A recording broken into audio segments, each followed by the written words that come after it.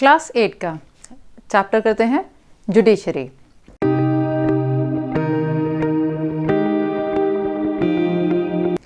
Civics का ये important chapter है। रोल ऑफ जुडिशरी हमें देखना है। जुडिशरी है क्या? जजमेंट का सिस्टम, कोर्ट्स का सिस्टम, ये जुडिशरी है। कहीं का भी एडमिनिस्ट्रेशन चलाने के लिए जो इम्पॉर्टेंट चीज़ होती है तो वो होती है एक जजमेंट का सिस्टम। जैसे पुराने समय में राजा होते थे, सारा जजमेंट न्याय देना, देखना किसने सही कानून का पालन किया है कि नहीं किया है, वो तरह से कि लॉ एंड ऑर्डर किस तरह से मेंटेन करना है, उसको देख रेख कौन करती है? जुडिशरी। हमारे यहाँ सबसे ऊपर है सुप्रीम कोर्ट। सुप्रीम कोर्ट के अंडर आते हैं सारे स्टेट्स के हाई कोर्ट्स। हाई कोर्ट्स के अंडर आते हैं लोअर कोर्ट्स, जिन्हें डिस्ट्रिक्ट कोर्ट्स भी बोलते हैं। डिस्ट्रिक्ट कोर्ट्स नंबर में सबसे ज़्यादा होते हैं। हाई कोर्ट फिर स्टेट में एक, ऑब्वियसली नंबर में कम हो जाएंगे, and supreme Court is only one in our whole country. Role of judiciary हम देखें, इसका काम क्या है। गवर्नमेंट के वैसे 3 ऑर्गन्स माने जाते हैं, legislative, executive and judiciary. Judiciary के अंदर रोल इसका है सबसे पहले डिस्प्यूट रेजोल्यूशन। डिस्प्यूट मीन्स जो भी आपस में झगड़े हैं उनको निपटाना। झगड़े कैसे हो सकते हैं? 2 स्टेट गवर्नमेंट के झगड़े हो सकते हैं, 2 व्यक्तियों के झगड़े हो सकते हैं, स्टेट गवर्नमेंट और सेंट्रल गवर्नमेंट में कोई इशू हो सकता है, जैसे रिवर वाटर का डिस्ट्रीब्यूशन के कहाँ पे जाना चाहिए, और भी बहुत सारी चीज़ें होती हैं। तो कोई डिस्प्यूट आता है अगर state government and central government के बीच में, या 2 स्टेट गवर्नमेंट्स के बीच में, या किन्हीं इंडिविजुअल्स के बीच में, जो व्यक्ति होते हैं उनके बीच में आता है, तो वो सारे डिस्प्यूट्स को सॉल्व करना काम है जुडिशरी का। सेकंड है जुडिशियल रिव्यू, यानी कि कॉन्स्टिट्यूशन ने जो हमें राइट्स दे रखे हैं, कॉन्स्टिट्यूशन में जो लॉज बने हुए हैं, उन लॉज के अकॉर्डिंग कुछ काम हो रहा है या नहीं हो रहा है, उसका रिव्यू करना जुडिशरी का काम है। यानी कि देखना कि जो काम हो रहा है उसको अगर जुडिशरी कह देती है कि हाँ ये सही हो रहा है कॉन्स्टिट्यूशन के अकॉर्डिंग, दैट मीन्स कॉन्स्टिट्यूशन को एक तरह से देख के उसके अकॉर्डिंग चीज़ चल रही है या नहीं चल रही है, ये काम है जुडिशरी का।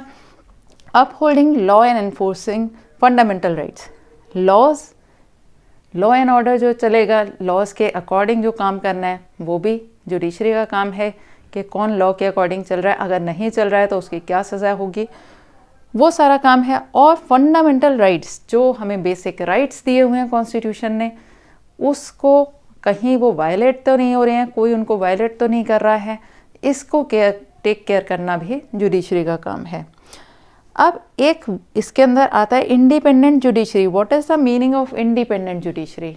यानी कि जो 3 ऑर्गन्स हैं गवर्नमेंट के, लेजिस्लेटिव, एग्जीक्यूटिव एंड जुडिशरी, उनमें से ना ये डिपेंडेंट है लेजिस्लेटिव पे, ना ही एग्जीक्यूटिव पे, यानी ये एक इस तरह से इंडिपेंडेंट है कि जजेस को कोई भी ऐसा नहीं है कि कोई ट्रांसफ़र कर दे, या जजेस के अपॉइंटमेंट में या उनको हटाने में लेजिस्लेटिव का काम या एग्जीक्यूटिव का काम नहीं होता। अदरवाइज हो सकता था कि कोई लीडर्स अपनी पावर के बल पर जुडिशरी से कुछ गलत जजमेंट करा देते, राइट। अब क्या है structures of court in India, जो पहले भी हमने बताया। स्ट्रक्चर ऑफ कोर्ट क्या है? सबसे ऊपर सुप्रीम कोर्ट है, उसके अंदर सारे हाई कोर्ट्स आते हैं, उसके नीचे डिस्ट्रिक्ट कोर्ट्स। अब डिस्ट्रिक्ट कोर्ट्स इतने सारे क्यों हैं नंबर में? जिस डिस्ट्रिक्ट में कोई डिस्प्यूट्स होते हैं उनको सॉल्व करने के लिए वहीं के डिस्ट्रिक्ट कोर्ट में जाना होता है। ऐसा नहीं हो सकता कि कोई व्यक्ति ये कहे कि मुझे ये केस बहुत अच्छे से लड़ना है तो मैं सीधे हाई कोर्ट जाऊँगा। No, there is a method you have to follow. Like पहले डिस्ट्रिक्ट कोर्ट में जाके वहाँ पे अगर सॉल्व हो जाता है प्रॉब्लम तो ठीक है, अगर नहीं सॉल्व हुई, किसी को 2 पार्टीज़ में जो भी लड़ाई है वहाँ पे जो डिसीजन दिया गया डिस्ट्रिक्ट कोर्ट में, अगर किसी को लगता है कि ये मेरे साथ सही नहीं हुआ, ये मेरे साथ न्याय नहीं हुआ, तो वो अपील कर सकता है हाई कोर्ट में। हाई कोर्ट में जो डिसीजन आता है अगर उससे एग्री करते हैं दैट्स ओके, अगर नहीं कोई उनमें से फिर किसी को लगता है कि ये मेरे साथ सही नहीं हुआ तो he can appeal the Supreme court. इसको हम कहते हैं appellate system. Appellate system means कि अगर लोअर कोर्ट में कोई चीज़ सही नहीं लगती है, किसी को ये लगता है मेरे साथ न्याय नहीं हुआ, तो वह अपील कर सकता है उससे हाई कोर्ट में। और जैसे ही हायर कोर्ट ने जो फैसला दिया वो माना जाएगा, उससे पहले लोअर कोर्ट में क्या दिया गया था that doesn't matter at all. ठीक है। अब civil laws and criminal laws. Civil होते हैं जैसे प्रॉपर्टी के झगड़े हैं, डिवोर्स है, तो ये सारे सिविल में आते हैं, जबकि क्रिमिनल के अंदर मारपीट या किसी का खून कर देना ये सब क्रिमिनल में आते हैं। तो इसके डिफरेंट लॉज होते हैं, सारा वो हैंडल होता है सारा जुडिशरी में। और एक और इम्पॉर्टेंट चीज़ है PIL, जो इसमें आपको बताई जाएगी। PIL एक सिस्टम निकाला गया 1985 में, ताकि जो लोग हैं जो अप्रोच नहीं कर पाते किसी कारण से, उनकी भी अप्रोच बन जाए कोर्ट में। तो PIL क्या है, अगर किसी को लगता है कि कोई ग्रुप ऑफ पीपल वो सफ़र कर रहे हैं किसी कारण से, तो अपील की जा सकती है। एक फैक्स या एक लेटर, एक एप्लीकेशन देना कोर्ट में डायरेक्ट कोई भी दे सकता है, वो PIL मानी जाती है। तो इसका मतलब ये कोर्ट तक पहुंच हो गई आसान। कई बार ऐसा होता है जैसे कोई मज़दूर हैं, रोज़ काम करने वाले, बहुत गरीब पुअर जो होते हैं, वो अप्रोच नहीं कर पाते हैं कोर्ट्स को। रीज़न उसका ये होता है कि वो डेली वेजेस अर्न करने वाले रोज़ का काम छोड़ के कोर्ट के चक्कर कैसे लगाएंगे। दूसरी चीज़ कि वो वकीलों को कैसे पे करेंगे।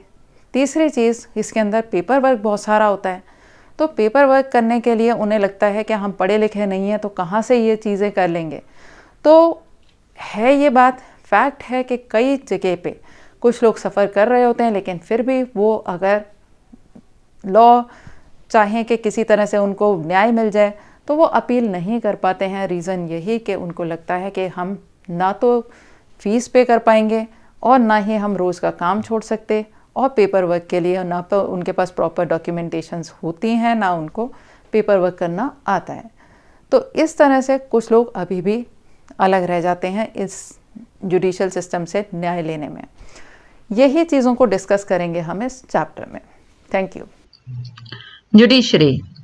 A glance at newspaper provides you a glimpse of the range of work done by courts in this country. यानी हम एक नज़र डालते हैं न्यूज़पेपर पे तो हमें पता चल जाता है ना कि कोर्ट इस कंट्री में क्या क्या कर रहे हैं। But can you think of why we need these courts? इन कोर्ट्स की जरूरत क्या है? As you read in unit 2, in India we have the rule of law. India में रूल ऑफ लॉ है। रूल ऑफ लॉ का मतलब क्या है? What this means is that law apply equally to all persons and that certain set of fixed procedures need to be followed when law is violated. That means चाहे कोई व्यक्ति, कोई leader हो, कोई भी हो, लॉ सबके लिए बराबर है और एक तरीका, एक प्रोसीजर है जो फॉलो करना होता है। जब भी कोई लॉ तोड़ता है तो वो फॉलो करने का तरीका हर एक के लिए एक जैसा है।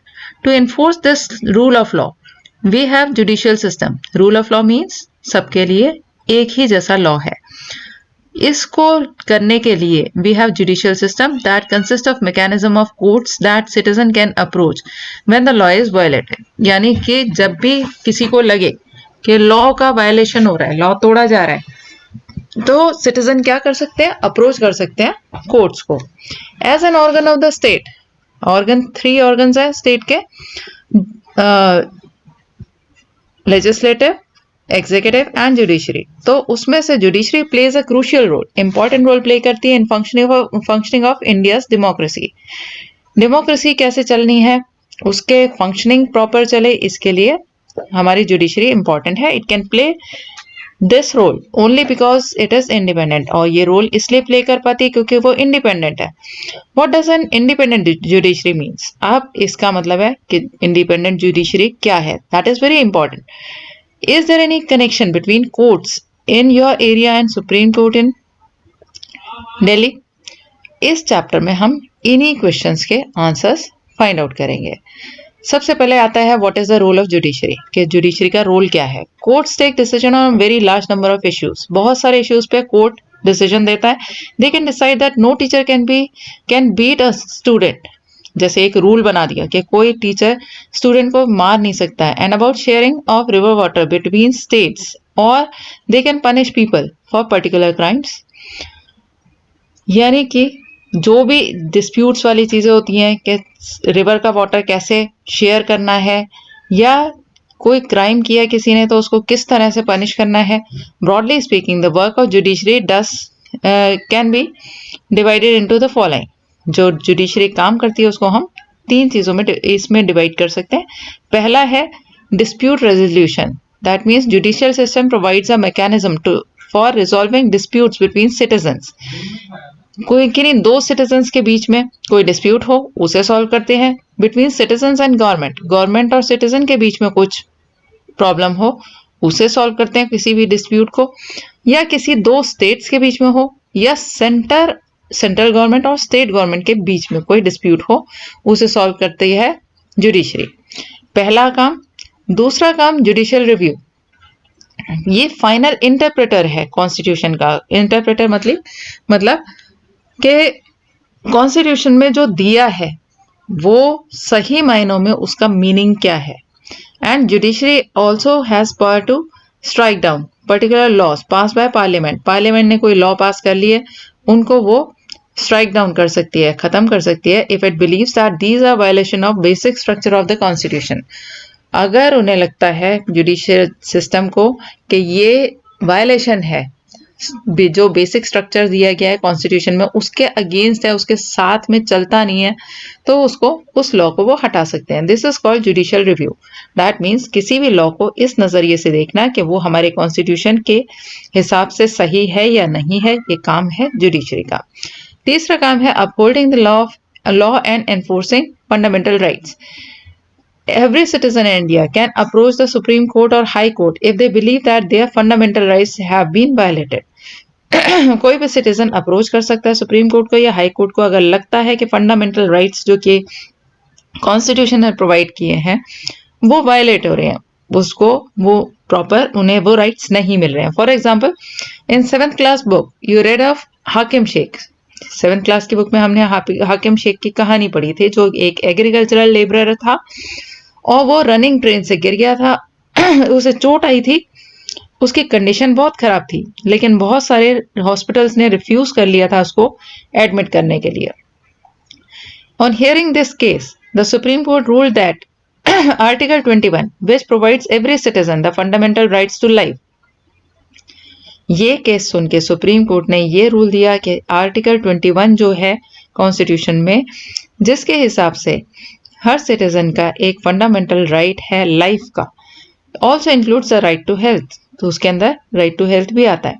It therefore directed the West Bengal government to pay him compensation.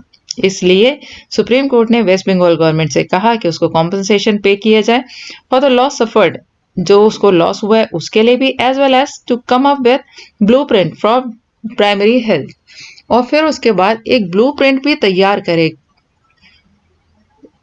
Government इस चीज का कि किस तरह से प्राइमरी हेल्थ प्रोवाइड की जानी चाहिए, with particular reference to treatment of patient during emergency. खास तौर पे इस पे ध्यान देते हुए कि किसी को इमरजेंसी अगर है तो उसको किस तरह से डील करना है, किस तरह से उसको मतलब कोई लापरवाही ना हो।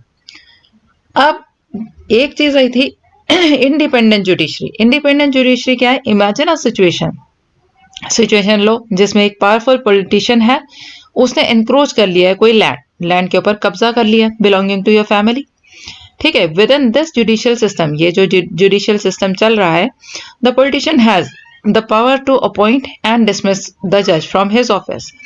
इमेजिन करो कि ऐसा है कि पॉलिटिशियन जो है उसके पास पावर है इस यहाँ पे जज को अपॉइंट करने की या डिसमिस करने की। When you take this case to court, अगर इस केस को कोर्ट में लेके जाओगे तो जज is clearly partial two the politician, तो जज जो है वो पार्शियल ही रहेगा, पॉलिटिशियन के फेवर में ही डिसीजन देगा, उसके अगेंस्ट कोई एक्शन नहीं ले पाएगा। The control that politician holds over the जज डज नॉट अलाउ द जज टू टेक इंडिपेंडेंट डिसीजन। और अगर इस तरह से किसी पॉलिटिशियन का जज के ऊपर कोई कंट्रोल हो तो वो इंडिपेंडेंट डिसीजन नहीं ले पाएगा, सही डिसीजन नहीं ले पाएगा। This lack of independence would force the जज to make all judgments in the favour of politician, और इसके कारण वो क्या जजमेंट देगा? पॉलिटिशियन के फेवर में देगा। Although we often hear of rich and powerful people in India trying to influence the judicial process. हमने अक्सर सुना है रिच और पावरफुल लोग जो होते हैं वो ट्राई करते हैं कि प्रभाव डालें जुडिशियल प्रोसेस पे। The Indian constitution protects against this kind of situation by providing for the independence of judiciary. और इसका इलाज क्या किया है? इंडियन कॉन्स्टिट्यूशन ने प्रोटेक्ट कर लिया है इस सिचुएशन के अगेंस्ट कि जुडिशरी को इंडिपेंडेंट रखा गया है, वो डिपेंडेंट नहीं है लेजिस्लेटिव या एग्जीक्यूटिव के ऊपर, यानी कि कोई लीडर इस तरह से इंटरफेयर नहीं कर सकता इनके डिसीजंस में। One aspect of this independence is the separation of power. एक तो ये इंडिपेंडेंस देने का तरीका है सेपरेशन ऑफ पावर्स।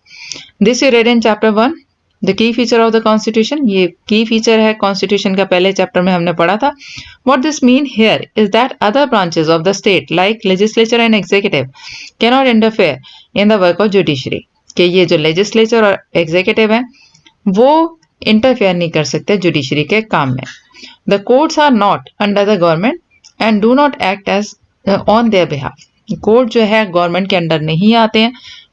इसका मतलब समझ आ गया होगा कि गवर्नमेंट यानी कि लेजिस्लेचर या एग्जीक्यूटिव के अंडर में जुडिशरी नहीं है। दैट मीन्स वो इंडिपेंडेंट है और इसीलिए वो सबके लिए एक जैसा डिसीजन ले सकती है इम्पार्शियल होके।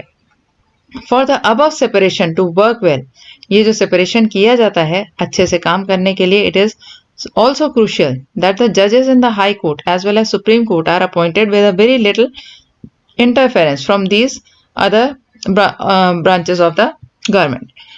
ये separation of work जो है ये इसलिए important है कि बहुत important है जजेस जो हाई कोर्ट या सुप्रीम कोर्ट में अपॉइंट किए जाते हैं उसके अंदर इंटरफेरेंस बहुत कम होना चाहिए इन दो अदर ब्रांचेस का, यानी एग्जीक्यूटिव का और लेजिस्लेटिव का। क्योंकि अगर इनका ऐसे इंटरफेरेंस रहेगा अपॉइंटमेंट में तो जरूर ही प्रभाव पड़ेगा कोर्ट में लिए गए डिसीजंस पर। Once appointed to this office it is also very difficult to remove a जज। एक बार जज को अगर लगा दिया जाता है कहीं पे तो उसको हटाना बहुत मुश्किल काम होता है।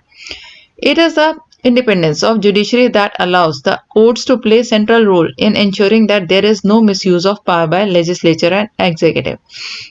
यही इंडिपेंडेंस जो जुडिशरी की है वही अलाउ करती है कोर्ट्स को कि वो एक अच्छा रोल प्ले कर सकें, ये इंश्योर कर सकें कि कोई मिसयूज ऑफ पावर ना हो लेजिस्लेचर या एग्जीक्यूटिव के द्वारा। It also plays a crucial role in protecting fundamental rights of the citizen, और इसीलिए वो प्रोटेक्ट कर पाती है fundamental rights of citizen because anyone can approach the court if they believe that their rights have been violated. जिसको भी लगे कि मेरे राइट्स वायलेटेड हो रहे हैं, मेरे राइट्स मुझे प्रॉपर तरीके से नहीं मिल रहे हैं, वो अप्रोच कर सकता है कोर्ट्स को। Now this is an important thing कि what is the structure of courts in India. India के अंदर कोर्ट्स का सिस्टम क्या है। There are 3 different levels of courts in our country. There are several courts at lower level. Lower level पे number of courts ज्यादा होते हैं, while there is only one apex level. ये जो ऊपर यहाँ फिगर दे रखी है इसके अंदर ये लोअर लेवल का है, नीचे ये हाई कोर्ट है, ये सुप्रीम कोर्ट है, यानी नंबर डिक्रीज करता जाता है। ऑब्वियसली अगर पहले डिस्ट्रिक्ट या तहसील लेवल पर जो भी कोर्ट्स होंगे, जो लोकल कोर्ट्स होंगे जिन्हें लोअर कोर्ट बोलते हैं, वो नंबर में ज़्यादा होते हैं क्योंकि बहुत सारे डिस्प्यूट्स यहीं पे पहुंच के और यहीं सॉल्व हो जाते हैं। डायरेक्टली हाई कोर्ट में कोई नहीं अप्रोच कर सकता, सीधे से पहले लोअर कोर्ट में कोई मामला जाता है। The courts that most people interact with are what are called subordinate or district courts। इनको subordinate या district court बोलते हैं, जो lower courts हैं। These are usually at district और तहसील लेवल। डिस्ट्रिक्ट लेवल पे होते हैं, जैसे एक डिस्ट्रिक्ट में एक कोर्ट होगा या तहसील में एक कोर्ट होगा, और इन towns and they hear many kinds of cases. बड़े टाउन्स में होता है और ये कई तरह के केसेस वो सुनते हैं, वहां पे सुनवाई होती है कई तरह के केसेस की। Each state is divided into district that is presided over by a district जज। हर स्टेट को डिवाइड किया होता है डिस्ट्रिक्ट में और उसका प्रिसाइड कौन करता है उसके ऊपर, डिस्ट्रिक्ट जज। Each state has high court. Her state का अपना एक हाई कोर्ट होता है which is highest court of that state. उस स्टेट का जो हाईएस्ट कोर्ट होता है। At the top of the Supreme court, top is the Supreme court. सबसे ऊपर सुप्रीम कोर्ट है, that is located in new Delhi and is presided over by chief justice of India. और new Delhi में supreme court है और उसका head कौन है, chief justice of India. The decision made by Supreme Court are binding on all other courts in India. यानी कि supreme court ने जो निर्णय लिया उसको सबको मान्यता देनी पड़ेगी। Are these different levels of court connected to each other? ये लेवल्स ऑफ कोर्ट कैसे कनेक्टेड है? यस दे आर कनेक्टेड तो हैं. In India we have an integrated judicial system. Integrated judicial system है दैट मीन्स के decision made by higher court are binding on lower court. जैसे lower court में जो भी डिसीजन लिया गया उससे हायर कोर्ट में जो डिसीजन लिया गया वो माना जाएगा, लोअर कोर्ट का डिसीजन नहीं माना जाएगा. जैसे अगर कोई लोअर कोर्ट में गया, उसे लगता है कि ये सही डिसीजन नहीं लिया गया और वो अप्रोच करता है हाई कोर्ट में, अपील करता है, तो क्या होता है, अगर हाई कोर्ट ने जो भी डिसीजन दिया अब वो लोअर कोर्ट का डिसीजन नहीं माना जाएगा बल्कि हाई कोर्ट का माना जाएगा. हाई कोर्ट से अगर कोई जाता है सुप्रीम कोर्ट में, क्या उसके डिसीजन से सेटिस्फाइड नहीं है तो वो सुप्रीम कोर्ट में अपना केस लेके जाता है, तो जो सुप्रीम कोर्ट ने निर्णय दे दिया वो ही माना जाएगा, हाई कोर्ट वाला कैंसिल हो जाता है. Another way to understand this integration is through appellate system that exists in India. Again, very important term. What is appellate system? Appellate system का मतलब यही होता है कि अगर आप सेटिस्फाइड नहीं है, लोअर कोर्ट से सही डिसीजन नहीं आया, तो आप अपील कर सकते हैं हाई कोर्ट में. अगर हाई कोर्ट में नहीं किसी को लगता कि सही डिसीजन लिया गया तो वो अप्रोच कर सकता है, अपील कर सकता है सुप्रीम कोर्ट में. That is called appellate system. This means that a person can appeal to higher court if they believe that judgment passed by the lower court is not just. कि अगर कोई न्यायपूर्ण निर्णय नहीं लगे तो उससे हायर लेवल के कोर्ट में अप्रोच कर सकता है, अपील कर सकता है. Let's understand what we mean by appellate system by tracking a case. एक केस को ट्रैक करते हैं. State Delhi administration versus Lakshman Kumar and others from the lower court to the Supreme Court. ये जो केस लोअर कोर्ट से सुप्रीम कोर्ट तक पहुंचा उसका ये एक एग्जांपल आपके सामने है ताकि आपको ये समझ आ जाए. In February 1980 Laxman Kumar married 20 years old Sudha Goyal. Right, they lived in a flat in Delhi with Laxman's brother and their families. ठीक है. On December 1980 Sudha died in hospital due to burns. यहां तक समझ आ गया कि शादी करी उसने, लक्ष्मण कुमार ने, सुधा गोयल से, और लक्ष्मण के ब्रदर और उसकी फैमिलीज भी साथ में रहती थी. और 2 दिसंबर को सुधा हॉस्पिटल में मर गई क्योंकि उसको जल के मर गई थी. Her family filed a case in the court. Sudha के घर वालों ने इनके ऊपर केस कर दिया. When the case was heard in trial court यानी लोअर कोर्ट में जब ये सुनवाई हुई, 4 of her neighbors were called as witnesses. 4 पड़ोसियों को बुलाया गया विटनेसेस के लिए. They stated that on night of December 1 they had heard Sudha scream. दिसंबर 1 की नाइट पे उन्होंने सुधा को चीखते हुए सुना था. And had forced their way into Laxman's flat. और वो लक्ष्मण के फ्लैट में गए थे. There they saw Sudha standing with her sari in flames. वहां देखा उसकी साड़ी में आग लगी हुई थी. They extinguished fire by wrapping Sudha in a gunny bag. एक बोरे से उसे लपेट के उन्होंने आग को तो खत्म कर दिया. एंड अ ब्लैंकेट और बोरे से. सुधा told them that her mother-in-law Shakuntala had poured kerosene oil on her. सुधा ने उनको बता दिया कि उसके मदर इन लॉ ने उसके ऊपर केरोसिन ऑयल डाला था. और husband Lakshman Kumar had let the fire. Lakshman Kumar ने आग जलाई थी. ड्यूरिंग द ट्रायल, अब जब केस चला, members of Sudha's families and the neighbours stated that Sudha has been subjected to torture by her in laws. Neighbour और फैमिली ने ये बताया कि उसको टॉर्चर किया जा रहा था, उसे परेशान किया जा रहा था उसके इन लॉज के द्वारा. And that they were demanding more cash, a scooter and a fridge on the birth of the first child. जो डाउरी का सिस्टम होता है कि ये ले आओ वो ले आओ, उस तरह से चाइल्ड बर्थ पे भी इन्होंने डिमांड रखी थी, कैश की, स्कूटर की, फ्रिज की. As a part of their defense, Lakshman and his mother stated that Sudha's sari had accidentally caught fire while she was heating milk. अब अपने डिफेंस में लक्ष्मण कुमार और उसकी मदर ने क्या कहा था कि ऐसे हमने आग नहीं जलाई थी बल्कि वो दूध गर्म कर रही थी, उस टाइम उसके साड़ी में आग लग गई थी. On the basis of this and other evidence, इस आधार पर, ये जो एविडेंस मिले थे उसके आधार पर, trial court convicted Lakshman and his mother Shakuntala and brother in law Subhash Chandra and sentences all 3 of them to death. और वो दोषी पाए गए, लक्ष्मण, शकुंतला मदर और brother in law Subhash Chandra, और उनको डेथ का सेंटेंस सुना दिया गया कि मार दिया जाए. In November 1983, the 3 accused went to High Court to appeal against the verdict of trial court. अब इनको लगा कि ये हमारे साथ गलत हो रहा है तो वो अपील करी उन्होंने हाई कोर्ट में. The High Court, after hearing the arguments of the lawyer, decided that Sudha died due to accidental fire caused by kerosene stove.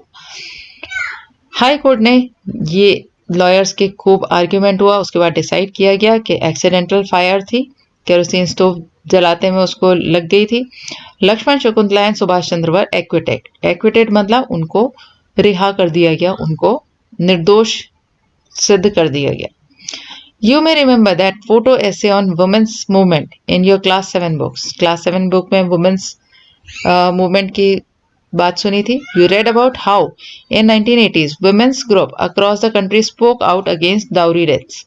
1980s में women के groups ने खूब आवाज उठाई थी ये dowry death के against. They protested against the failure of courts to bring these cases to justice. और उन्होंने ये भी कहा था कि justice नहीं मिल पाता है courts में। The above High Court judgment deeply troubled women, and they held demonstration and filed separate appeal against the High Court decision and Supreme Court. अब ये जो women थी उनको लगा कि ये गलत निर्णय दिया गया है और उन्होंने अपील किया सुप्रीम कोर्ट में through the Indian federation of women lawyers. Women lawyers ने का फेडरेशन है, उसने करी एक अपील सुप्रीम कोर्ट में कि ये डिसीजन हाई कोर्ट का जो है उससे हम सेटिस्फाइड नहीं है। In 1985 Supreme Court heard this appeal against the acquittal of Lakshman and 2 members of the family. अब सुप्रीम कोर्ट में इसकी सुनवाई हुई कि इनको छोड़ दिया गया। Supreme Court heard the arguments of lawyer and reached the decision that was different from that of High Court. Supreme court ने जो निर्णय सुनाया वो डिफरेंट था हाई कोर्ट से। They found Lakshman and his mother guilty. Laxman और उसकी मदर को दोषी पाया गया, but acquitted brother in law Subhash जो ब्रदर इन लॉ था उसको एक्विट कर दिया यानी छोड़ दिया, because they did not have enough evidence against him. Reason उसका ये था कि सुभाष के अगेंस्ट उन्हें एविडेंस पूरे नहीं मिले थे। The Supreme Court decided to send the accused to prison for life. और सुप्रीम कोर्ट ने क्या सजा सुनाई? Prison for life, life time imprisonment का सेंटेंस सुनाया गया। इस तरह से हमें पता चलता है ये वाली स्टोरी से कि अगर लोअर कोर्ट से सेटिस्फाइड कोई नहीं है तो अपील कर सकता है हाई कोर्ट में। हाई कोर्ट में अगर लगता है कि यहाँ डिसीजन गलत हुआ है तो कोई भी अपील कर सकता है सुप्रीम कोर्ट में, और जो हायर कोर्ट ने डिसीजन ले लिया वो लोअर कोर्ट को मानना पड़ेगा। What are different branches of the legal system? अब branches क्या है लीगल सिस्टम की? The above case of dowry death falls within that is considered as crime against society. ये जो ऊपर केस बताया गया वो क्राइम अगेंस्ट सोसाइटी है and is violation of criminal law, और ये क्रिमिनल लॉ को तोड़ता है। यानी क्रिमिनल लॉ 2 तरह के लॉज होते हैं, सिविल लॉ और क्रिमिनल लॉ। कानून जो कि क्रिमिनल लॉ का मतलब जिसके अंदर कवर अप होते हैं, किसी का मर्डर कर दिया या किसी को मार दिया। और सिविल लॉ कौन से हैं कि जैसे डाउरी, ये कोई प्रॉपर्टी का है डिस्प्यूट या डिवोर्स है, ये टाइप के सिविल लॉ में आते हैं। In addition to criminal law legal system also deals with civil law cases. अब ये जो है क्रिमिनल लॉ के अलावा लीगल सिस्टम में सिविल लॉज भी आते हैं। You read in chapter 4 of how new civil law was passed in 2006 to protect women against domestic violence. 2006 में किस तरह से सिविल लॉ पास हुआ था जिसमें वुमेन को प्रोटेक्ट किया गया डोमेस्टिक वायलेंस से, जो घर में घरेलू झगड़े होते हैं। Look at the following table and understand some of the significant differences between criminal and civil law. Criminal law को पहले देखते हैं। Deals with conduct or acts that law defines as offenses. ये जो offenses माने जाते हैं जैसे theft, चोरी करी, harassing a woman, किसी woman को परेशान करना, to bring more dowry या मर्डर, ये केसेस इसके अंदर आते हैं। जबकि सिविल लॉ के अंदर आते हैं injury to rights of individual, के कोई राइट्स अगर किसी के छीने जा रहे हैं, या disputes relating to sale of land, कोई परचेज ऑफ गुड्स, सेल या परचेज लैंड की या गुड्स की, या rent matters and divorce cases हैं, ये इसके अंदर आते हैं। सेकेंड पॉइंट है usually begins with lodging of FIR lodging के साथ ये शुरू होता है with the police to investigate the crime after the case is filed in the court. और एफआईआर जो फर्स्ट इंफॉर्मेशन रिपोर्ट होती है वो फाइल की जाती है, उसके बाद पुलिस उसके ऊपर इन्वेस्टिगेशन करती है। जबकि a petition has to be filed before the relevant court by affected party only. Civil में क्या होता है, जो जिसके ऊपर इफेक्ट पड़ रहा है वही पार्टी उसको फाइल करती है केस को। In a rent matter either the landlord और tenant can file a case. Rent का मैटर है तो जिसको भी लग रहा है कि मेरे साथ गलत हो रहा है वो फाइल करेगा केस को। इफ फाउंड गिल्टी, अगर गिल्टी पाए गए तो accuse can be sent to jail और एंड ऑल्सो फाइंड। ठीक है, the court give specific relief ask for, और सिविल में ये रिलीफ मिल जाता है। For instance in case between a landlord and tenant the court can order flat to be vacated or pending rent to be paid। यानी order निकाल दिया जाता है कि या तो मतलब जैसे जो रेंट रुका हुआ है वो रेंट दे दिया जाए या घर को खाली कर दिया जाए। अब आता है does everyone have access to courts. Courts तक पहुंच किसकी है, सबकी है क्या? In principle all citizen of India can access the courts in this country, कि सारे सिटीजन पहुंच सकते हैं कंट्री में कोर्ट्स में। This implies that every citizen has right to justice through the courts. इसका मतलब कोर्ट से जस्टिस लेना हर सिटीजन का राइट है। एज यू रेड अर्लियर, जैसा पहले पढ़ा है, the courts play very significant role in protecting our fundamental rights. Courts एक इंपॉर्टेंट रोल प्ले करते हैं हमारे फंडामेंटल राइट्स को प्रोटेक्ट करने में। If any citizen believes that their rights are being violated, अगर किसी सिटीजन को लगे कि राइट्स वायलेटेड हो रहे हैं, then they can approach the court of justice for justice to be done, तो वो कोर्ट में जा सकते हैं जस्टिस के लिए। While the courts are available for all, in reality access to the court has always been difficult for vast majority of the poor in India. अब कह लिया जाए कि सबके लिए अवेलेबल है, लेकिन असलियत ये है कि बहुत मुश्किल है बहुत बड़ी मेजॉरिटी के लिए, जो पुअर लोग हैं इंडिया के, कि वो कोर्ट तक नहीं पहुंच पाते। रीजन उसका ये है, legal procedure involve a lot of money and paper work as well as take up a lot of time, कि एक तो बहुत सारा मनी की जरूरत पड़ती है,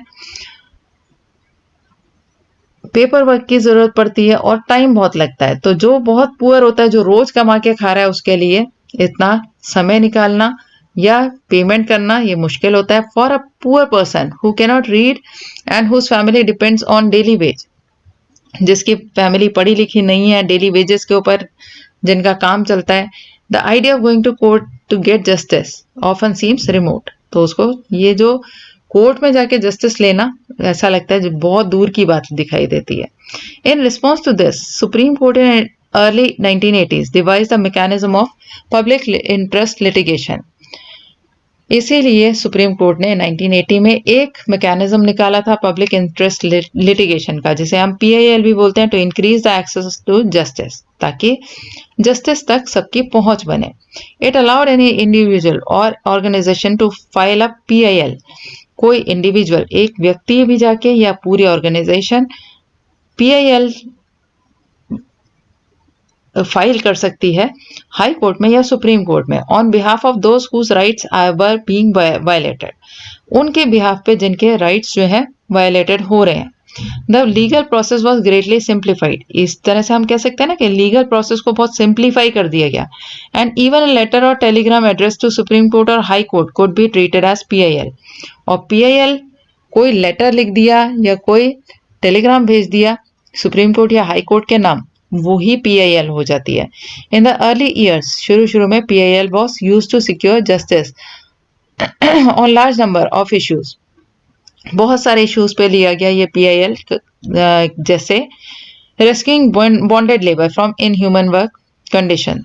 इनह्यूमन मतलब खराब वर्किंग कंडीशन में जो बॉन्डेड लेबर्स लगे हुए थे, बॉन्डेड लेबर्स होते हैं बंधक मजदूर, तो उनको बहुत अच्छी पेमेंट नहीं दी जाती है और एक तरह से उनसे काम कराया जाता है बहुत ज्यादा, तो उनको छुड़ाने के लिए किया गया securing the release of prisoner in Bihar who had been kept in jail even after their punishment term was complete. Bihar में कुछ ऐसे लोग भी जेल में रह रहे थे जिनके जेल की टर्म कंप्लीट हो चुकी है, लेकिन फिर भी वो वहां रह रहे हैं, तो उसको निकालने के लिए भी PIL दर्ज की गई थी। Did you know that mid day meal that children now receive in government and government aided school is because of PIL?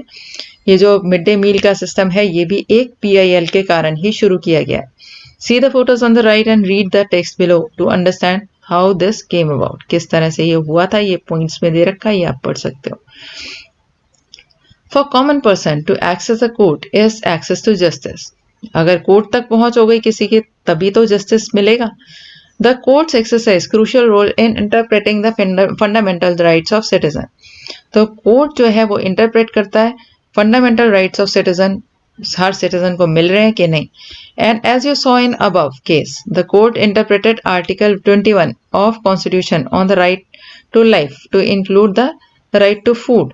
तो ये इसके अंदर क्या है कि आर्टिकल 21 के अंदर राइट टू लाइफ है, उसका लॉ जो है आर्टिकल 21 में राइट टू लाइफ दिया गया है, तो उसके अंदर राइट टू फूड भी तो होना चाहिए. तो राइट टू फूड के लिए ही ये PIL रखी गई थी कि मिड डे मील मिलना चाहिए बच्चों को. They therefore ordered the state to take certain steps to provide food for all including midday meal scheme. तो इसलिए इसके अंदर ये स्टेप लिए गए ताकि सबको खाना मिले. मिड डे मील स्कीम भी इसीलिए शुरू की गई एक PIL के जरिए. However, there are also courts judgment that people believe work against the best interest of common person. कुछ ऐसे कोर्ट के जजमेंट होते हैं जो लोगों के बेस्ट इंटरेस्ट कॉमन पर्सन से थोड़े अगेंस्ट जाते हैं. For example, activist who work on issues concerning the right to shelter and housing for poor. अगर एक्टिविस्ट जो काम कर रहे हैं, जो कंसर्न है कि शेल्टर मिले, हाउसिंग मिले पुअर लोगों को, वो बिलीव करते हैं that recent judgment on eviction, जो अभी अभी जजमेंट आए हैं एविक्शन के, एविक्शन मतलब जगह खाली कर दो का ऑर्डर जो आया, are a far cry from earlier judgments. ये यहाँ तक की पहुंच नहीं बनती. While recent judgment tend to view the slum dweller as an encroacher in the city. अब देखा जाए तो जजमेंट ने क्या देखा, उन्होंने उनको जो स्लम में रह रहे हैं उनको एक एनक्रोचर माना. एनक्रोचर मतलब जो गलत तरीके से कहीं पे कब्जा कर ले. अर्लियर जजमेंट, जो पहले जजमेंट थे like in 1985 Olga Tellis versus Bombay municipal corporation जो हुआ था, had try to protect the livelihood of slum dwellers. उन्होंने प्रोटेक्ट करने की कोशिश की थी कि जो लाइवलीहुड है स्लम में रहने वालों की वो छिन रही है. अगर हम किसी स्लम में रहने वाले को कहते हैं कि ये जगह खाली कर दो, तो वो स्लम में रहने वाला अगर जाएगा तो उसका जहाँ पे काम धंधा चल रहा है वो उससे दूर हो जाएगा ना. तो ये भी तो एक प्रॉब्लम आ जाएगी उसके लिए. ये यहाँ पे दे रखा है कि किस तरह से था. The judgment of Olga Tellis and Bombay municipal corporation established the right to livelihood as a part of right to life. तो राइट टू लाइफ है तो उसमें राइट टू लाइवलीहुड भी आना चाहिए. Following excerpt from the judgment point to ways in which the judges link the issue of right to life to that of livelihood. livelihood से कैसे जुड़ा हुआ है right to life, वो points दे रखे हैं. तो इसके अंदर क्या है कि the sweep of right to life conferred in Article 21 is wide. Article 21 में जो right to life दिया गया है वो सिर्फ right to जीने का अधिकार के लिए बहुत सारी चीज़ों को कवर करता है कि लाइवलीहुड भी तो होनी चाहिए. अगर लाइफ के लिए life means something more than मियर animal existence. सिर्फ अपना एग्जिस्टेंट एक एनिमल की तरह एक एग्जिस्टेंस हो, सिर्फ इतना नहीं डिमांड करता है. It does not mean merely that life can not be extinguished और टेकन अवे. सिर्फ ये नहीं है कि कोई मार न दे, बस यही होना चाहिए. For example, by the imposition and execution of death sentence except according to procedure established by law. That is but one aspect of right to life. तो ये है कि अगर कहीं पे दोषी पाया गया तब उससे उसकी लाइफ छीनी जा रही है तो बात दूसरी है. अदरवाइज जीने का अधिकार सबको है. तो सिर्फ इसके अंदर ये नहीं है कि जीने दिया जाए, बल्कि उसके साथ साथ ये भी आता है कि मीन्स ऑफ लिविंग भी होनी चाहिए, लाइवलीहुड भी होना चाहिए, तभी तो वो जी पाएगा. That eviction of person from a pavement or slum will inevitably lead to the deprivation of his means of livelihood. अगर हम किसी से कोई जगह evict कराएं, खाली कराएं, तो उसका livelihood भी चला जाएगा.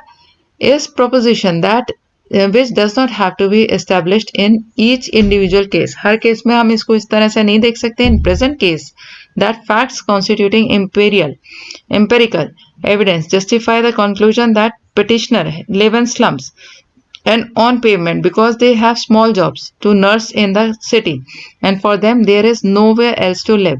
अब इसके अंदर ये जो केस हुआ था इसके अंदर यही दिया गया कि जो स्लम में रह रहे हैं उनसे अगर हम उनकी विसिनिटी खाली करा दें, वो जहाँ पे रह रहे हैं, तो साथ के साथ उनके लाइवलीहुड भी चली जाएगी. दैट मीन्स उनकी लाइफ पे पूरा इफेक्ट आएगा। तो ये राइट टू लाइफ जो है वो एक तरह से वायलेट हो रहा था। Another issue that affects the common person's access to justice is inordinately long number of years. एक और रीजन है कि बहुत लंबा समय लगता है that courts take to hear the case. एक केस को सुनने में, केस की सुनवाई करने में बहुत लंबा समय लगता है।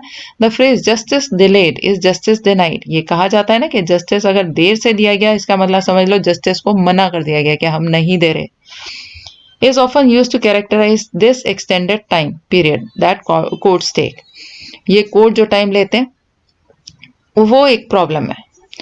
However, in spite of this, there is no denying that the judiciary has played a crucial role. तब भी अगर हम इस चीज को माने, तब भी एक हम मानने से मना नहीं कर सकते कि जुडिशरी ने एक बहुत इंपॉर्टेंट रोल प्ले किया डेमोक्रेटिक इंडिया में, serving as a check on powers of executive and the legislature. Executive और लेजिस्लेचर की पावर के ऊपर एक चेक लगा के रखता है, as well as protecting fundamental rights of citizen. Fundamental rights को प्रोटेक्ट करता है। The members of constituent assembly had quite correctly envisioned the system of court with an independent judiciary as the key feature of democracy. यही सोच के कि legislature और executive से के कंट्रोल से अलग रखा जाए, कॉन्स्टिट्यूएंट असेंबली के मेंबर जो हैं उन्होंने बड़े अच्छे से इसको एक की फीचर बनाया डेमोक्रेसी का, कि जुडिशरी हमारी इंडिपेंडेंट रहेगी, जिससे जो इलेक्टेड मेंबर्स हैं लेजिस्लेटिव के या एग्जीक्यूटिव जो होते हैं उनका ज़्यादा प्रभाव ना चले और सच में सब लोगों को बहुत अच्छे से न्याय मिल सके। So this was the chapter.